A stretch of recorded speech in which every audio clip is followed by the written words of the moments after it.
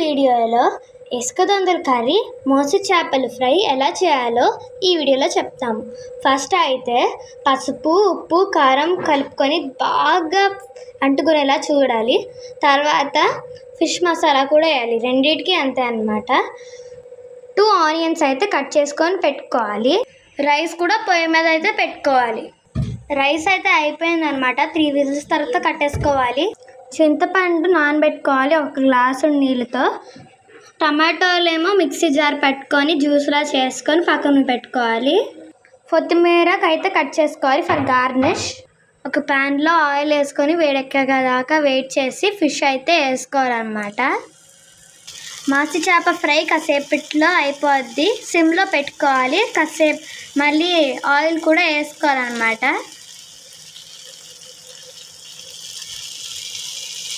Pan అయితే సిమ్లో పెట్టుకొని బాగా ఆయిల్ వేస్తే చూడండి ఎంత పొగ వస్తుందో.